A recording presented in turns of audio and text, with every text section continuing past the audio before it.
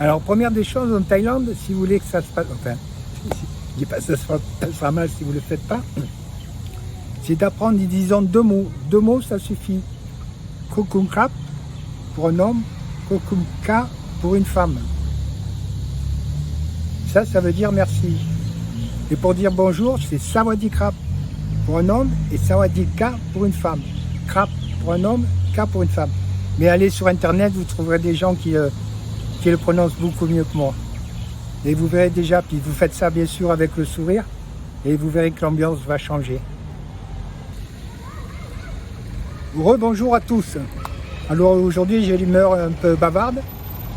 Je vais essayer de vous donner comme ça, au hasard, à la volée, des infos, des conseils, des visites à faire, des lieux à visiter, comment faire ci, comment faire ça. Je vais essayer d'être pas trop long. Alors en Thaïlande, je voulais donner déjà le premier conseil du jour. Ne vous mettez pas en colère. La colère, elle ne fait pas partie de leur culture. Mais tout ce que vous y gagnez, c'est parce qu'il peut y avoir des arnaques, hein, je ne dis pas le contraire. Mais il se peut aussi que ce soit indépendant de leur volonté. Si vous parlez gentiment avec lui, il vous trouvera certainement une solution, il va essayer de se débrouiller. Peut-être qu'il faudra rajouter un peu plus, je ne sais pas, ça c'est à vous de voir. Mais vous ne mettez pas en colère, ça ne sert à rien, ça ne résout pas les problèmes. Et vous, ça vous gâche les vacances. Alors là, je suis à Prachuapkhirikan. Alors je l'ai découverte cette année. Enfin, je connaissais la province parce que j'avais visité, mais surtout côté plage. J'étais jamais venu dormir en ville. Ce coup-ci, j'y passe de nuit et j'apprécie énormément cette ville. On se sent, on est entouré de Thaïs. Il y a pratiquement peu de tourisme, les gens sont super agréables, etc. Alors un autre conseil, c'est à la volée, je vous le dis. Quand vous devez rentrer en France, essayez d'être au moins 2 jours avant à Bangkok, minimum 1 jour. Je vous explique pourquoi. Vous êtes sur une île. Et la mer est démontée, le bateau ne peut pas vous ramener sur terre. Vous manquez l'avion. Il peut y avoir diverses raisons, des grosses pluies, des inondations, un bus en panne. Prévoyez du temps, je connais des personnes à qui c'est arrivé, ça a été la galère. Vous repayez les billets, je ne vous dis pas à quel prix, quand vous voulez partir le jour même. Voilà. Qu'est-ce que je pourrais vous dire aussi? Ah oui, alors Prachuapkhirikan, c'est vraiment un endroit où vous pouvez venir en famille. J'ai vu qu'il y avait beaucoup d'attractions, d'animations pour les enfants, de partout. Si vous êtes en famille, je vous conseille de venir ici. Par contre, il faudra être véhiculé, parce que pour aller voir les belles plages, elles sont pas... Quoique à Manao, vous pouvez avoir des sanctos qui vous manouillent certainement. C'est une plage très connue, je la mettrai en photo. J'ai fait des photos ce matin de cette plage. Vraiment, ça vaut le coup d'y aller, elle est très jolie. Un autre conseil à vous donner aussi, il y a toujours de la monnaie sur vous. Plusieurs billets de 20 bahts, de 50 bahts, 200 bahts, ça évite d'attendre la monnaie et on ne sait pas. Voilà, alors c'est toujours bien d'avoir la monnaie, vous payez ce que vous devez. Alors pour avoir de la monnaie, c'est simple, ça ne les dérange pas, vous achetez n'importe quoi dans un 7-Eleven, vous payez avec 1000 bahts et ça vous fait de la monnaie. Vous faites ça 2 ou 3 fois et vous êtes tranquille pour un petit moment. Ça vous permet d'avoir de la monnaie, il faut en avoir. Alors cette année, pour ceux qui me connaissent et qui me suivent depuis maintenant plus de 3 ans que je fais des road trips en Thaïlande, cette année je voyage encore différemment. Chaque année je change et l'année prochaine j'ai encore prévu autre chose. Alors cette année je la joue beaucoup plus détente. D'abord d'une part parce que je suis fatigué, j'ai plus 20 ans, et d'autre part j'essaye d'apprécier les moments présents, les moments où je suis. Je me laisse imprégner de l'ambiance et croyez-moi, ça change beaucoup de choses. Alors je sais bien que quand on arrive en Thaïlande, on veut voir beaucoup de choses, hein, c'est tout à fait normal. Mais c'est bien d'apprécier les moments présents. Il faut peut-être moins se déplacer, voir moins de choses, mais profiter à fond de ce que vous voyez. Et vous savez qu'il y a un dicton qui dit « Thaïlande un jour, Thaïlande toujours ». Donc il y a de grandes chances que vous reveniez. Et si dès le départ vous avez pris cette façon de voyager en Thaïlande, vous verrez c'est agréable. Alors je sais que moi j'ai la chance d'avoir un scooter. Je peux aller où je veux, comme je veux, comme je veux. Croyez-moi, si vous pouvez le faire, mais c'est pas facile, c'est le top. Par contre, c'est très dangereux, faire attention. À mon avis, pour découvrir la Thaïlande, surtout qu'il fait beau pratiquement toute l'année, il y a des périodes de mousson d'un côté et de l'autre. Quoique cette année, elle a été quand même assez bizarre. Il y a eu des pluies qu'on n'attendait pas en mars-avril. Et je crois que c'est moi un peu qui ramène la pluie. Partout où je vais, il pleut. Un petit peu, beaucoup, mais il pleut. Voilà. Un autre conseil, mais que vous devez savoir parce qu'on en parle souvent, pour louer un scooter ou pour acheter un scooter, il faut avoir le permis scooter. Alors c'est obligatoire sans être obligatoire. On va dire que c'est obligatoire. Vous vous faites rattraper, c'est 500 bahts. Bon, 500 bahts, c'est pas le bout du monde. Mais par contre, si vous avez un accident, vous n'êtes pas assuré. Et là, ça peut coûter très cher. Les frais d'hôpitaux, passer une nuit dans un hôpital, c'est, je crois, en général 10 000 bahts.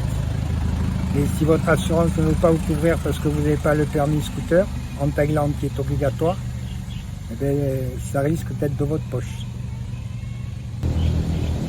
Un autre conseil que j'ai à vous donner, c'est des membres qui m'en ont parlé. Ils ont voulu organiser leur voyage pratiquement de A jusqu'à Z. Alors après, c'est ce que je vous déconseille de faire. Il y a tellement de choses à voir en Thaïlande. Alors, bien sûr, hors saison, parce qu'en pleine saison, c'est normal. Les hôtels sont pas tous complets, mais pour trouver, c'est pas facile. Je suis tout seul. Pour moi, c'est facile, je me déplace facilement. Mais pour vous, et puis si vous êtes en famille avec des enfants, chercher des hôtels à l'arrache, comme ça peut être pénible. Donc, organisez-vous. Mais n'organisez pas tout. J'ai des personnes qui ont organisé, ils ont réservé leur train, ils ne voulaient pas voyager en avion. Ça se comprend, pourquoi pas. Mais ils ont réservé tous leurs avions, les trains, les bus, etc. Ils ont tout réservé d'avance. Et au final, ils se sont aperçus qu'ils ont vraiment passé beaucoup de temps dans les transports. Alors quand vous faites des longs trajets, je vous conseille de prendre l'avion. Vous allez mettre beaucoup moins de temps et vous verrez que la différence de prix n'est pas énorme. Alors, une autre chose aussi, si vous avez besoin d'aller à l'hôpital, je vous parle par expérience, l'année dernière j'ai eu un accident de scooter, sans gravité, sans rien, mais des égratignures qu'il faut soigner tous les jours, il faut changer les pansements parce que vous savez bien que dans les pays tropicaux, il faut se désinfecter tous les jours, voire 2 fois par jour. Donc, je vous donne un exemple, j'ai eu l'accident, je suis allé dans un hôpital public. Ça vous fait rire, mais ils étaient 6 infirmières à me faire les pansements, pourtant que j'en avais que 7 ou 8.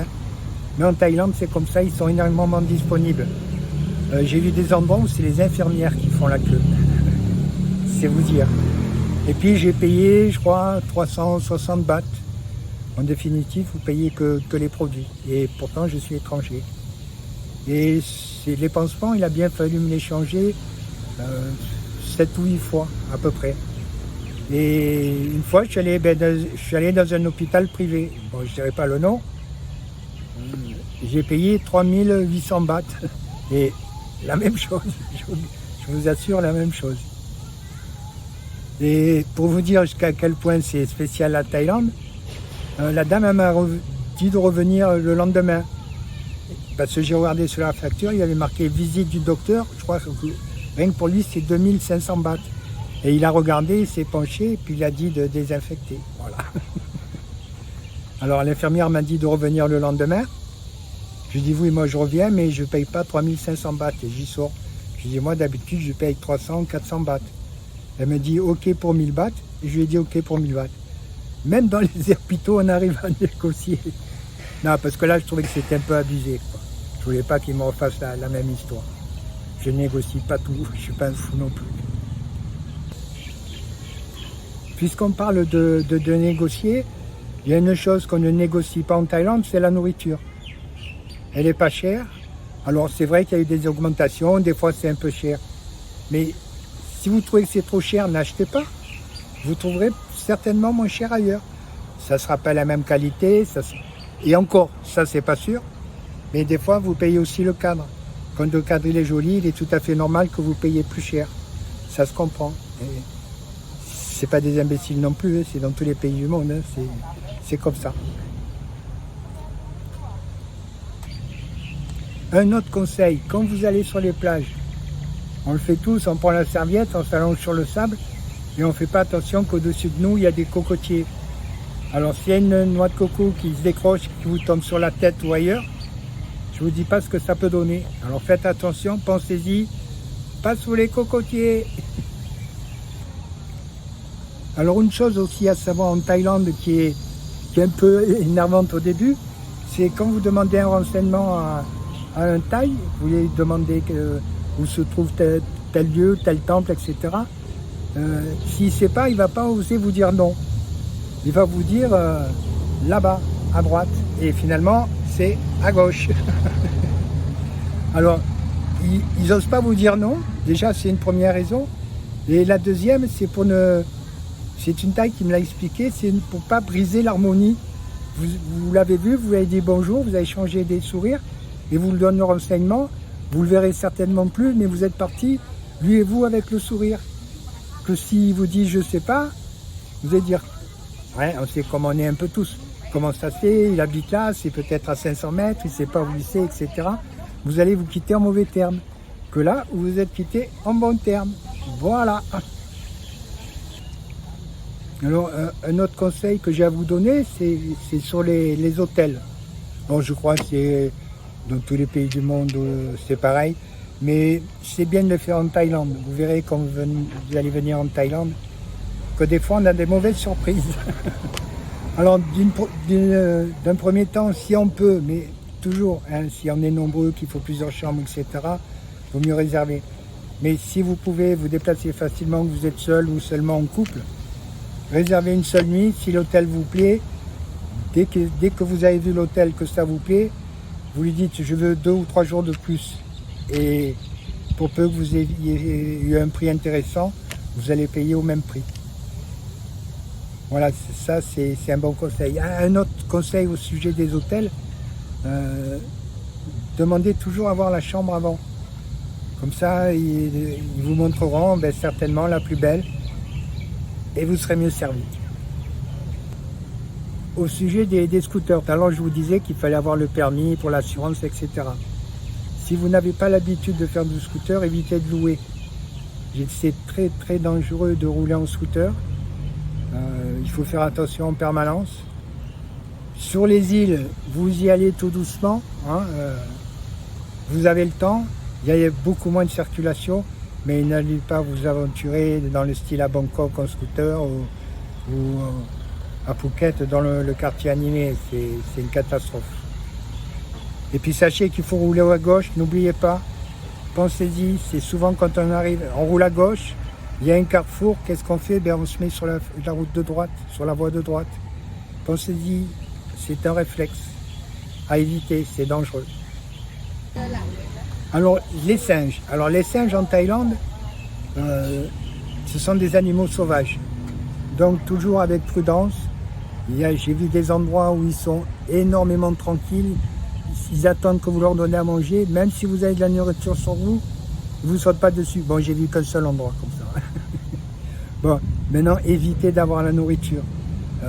Ils viennent, ils vous arrachent tout, un moment de panique, un mauvais réflexe. Je ne sais pas si vous avez vu un singe quand il ouvre la gueule, mais il a des crocs, ils sont presque comme le doigt. Ça doit faire mal. Et puis direction l'hôpital pour la rage. Alors observez-les de loin. Hein. Vous ne les calculez pas, enfin vous les regardez, mais il faut éviter de les fixer dans les yeux. Hein. Vous les regardez, normalement ils vous laissent tranquille. C'est pas partout, soyez prudents. Et attention aux enfants, ils ne se rendent pas compte qu'il y a du danger. Alors les taxis en Thaïlande, quand vous prenez un taxi en Thaïlande, demandez-leur toujours de mettre le metteur. Alors le metteur, c'est de mettre le compteur, de façon à qu'ils ne puissent pas gonfler la note. Alors s'ils refusent, descendez du taxi, excepté, vous regardez sur Grab ou Bolt, c'est une application. S'il n'y a pas un gros écart, dites OK, parce qu'il se peut que ce soit en pleine circulation, si la course est petite, c'est galère. Ils n'ont pas envie de s'embêter. Ou ils prennent beaucoup, ou alors ils ne s'embêtent pas. Il faut les comprendre aussi quand, je ne sais pas si vous connaissez Bangkok, etc. Les taxis sont derrière les uns derrière les autres et aux heures de pointe, c'est une vraie galère. Il faut bien qu'ils gagnent leur vie quand même. Mais il ne faut pas abuser. Alors servez-vous de Grab et Bolt, comme je vous disais, et ça va vous donner déjà une idée du tarif. Après, à vous de voir selon ce que vous avez envie de faire. Un petit conseil comme ça, vite fait, n'écoutez pas tout le monde, même moi, hein, chacun a ses ressentis, il est arrivé des histoires à tout le monde qui sont différentes. Essayez de ne pas vous faire trop d'avis sur la Thaïlande, venez, je vous garantis que c'est bien. Et puis informez-vous, mais pas trop. Observez ce qui se passe et vous allez apprendre par vous-même. Chacun son avis, chacun sait, personne ne sait tout. Voilà. Alors un endroit à voir aussi, c'est Chiang Mai. Chiang Mai, j'y reste toujours plus longtemps que prévu. Souvent je dis je reste 4, 5 jours et je reste 10, 15 jours. Maintenant c'est prévu d'être imprévu. Vous y verrez beaucoup de temples. On y mange bien.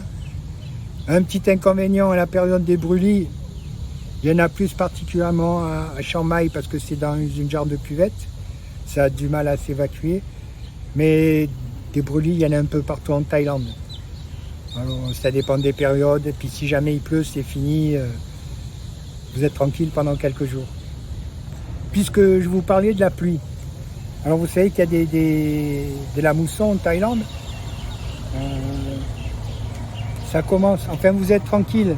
Normalement à partir de novembre jusqu'à allez on va dire fin mai pour être un petit peu audacieux. Maintenant cette année j'étais sur Ao Nang. Fin mars, début avril, j'ai eu presque pratiquement 3 semaines de pluie tous les jours. Alors c'est exceptionnel, c'est pas comme ça. Mais sinon l'idéal c'est de venir décembre, janvier, février, c'est les 3 mois de saison chez nous. Après vous avez novembre, mais il y a de plus en plus de monde en novembre. Avant j'aimais novembre, mais je constate qu'il y a de plus en plus de monde.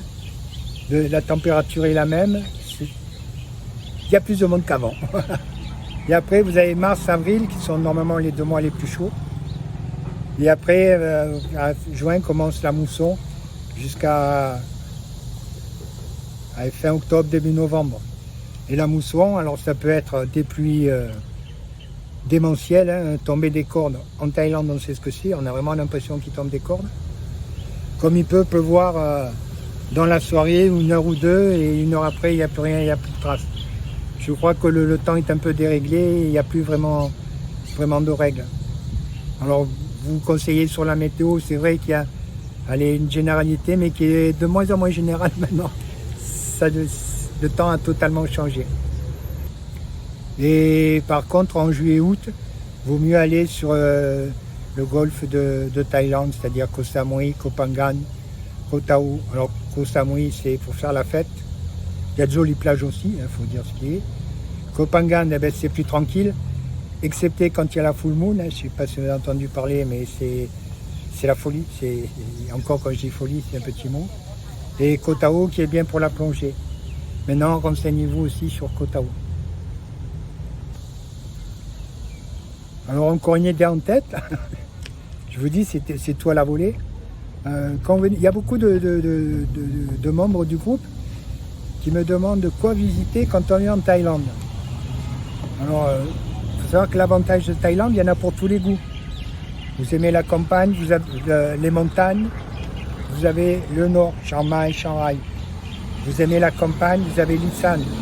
Il y a sur le nombre de touristes, il y en a peu qui sont allés en Isan et tous ceux qui sont allés en Isan ont aimé l'Isan.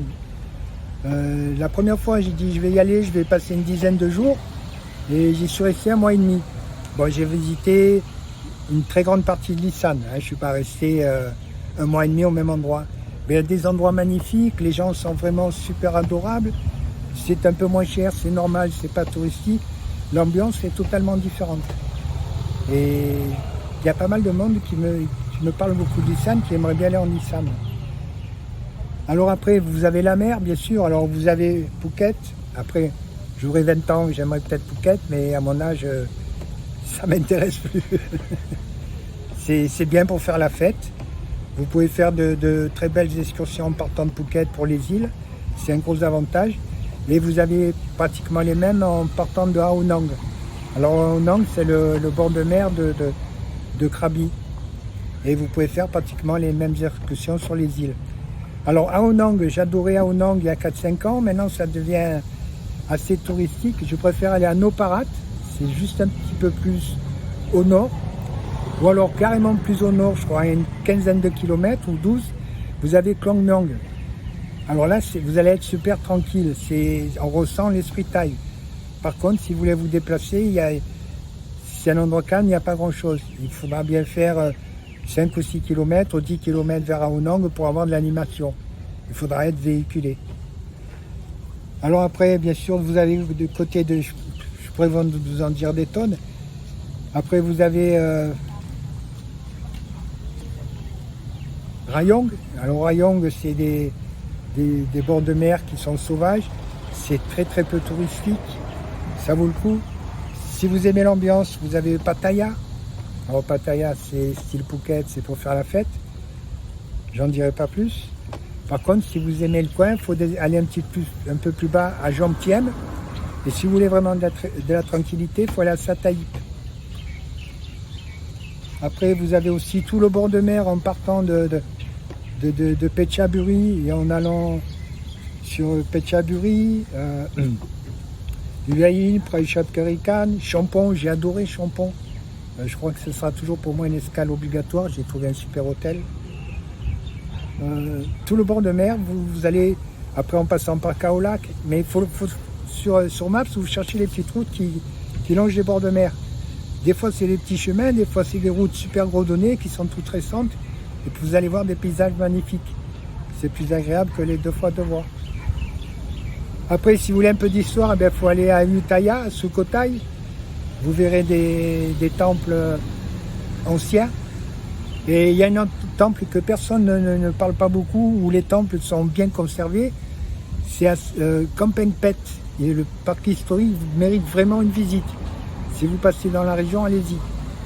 Après, puisque je suis dans les parcs historiques, vous allez sur Phimai. Vous avez le parc historique de Phimai qui est magnifique. Dans le même goût des temples, il faut aller dans la région de Buriram. Le Buriram, je crois que c'est le Wat Phan Nong. Je ne suis pas sûr, mais enfin, vous tapez temple à Buriram et c'est le plus célèbre. Et il y en a un autre, c'est le Wat, je ne sais plus. Je crois que j'en ai trop vu. Après, comme autre région, vous avez Kanchanaburi, hein, le fameux pont de la rivière Kwai. Vous y avez aussi des jolis temples, notamment le Wat Tham Sua et le Wat Potiyam quelque chose. C'est une déesse avec plusieurs bras. Bon, dans une autre vidéo, je vous donnerai d'autres endroits à visiter. Après, dans un autre style, si on veut vraiment visiter la Thaïlande profonde.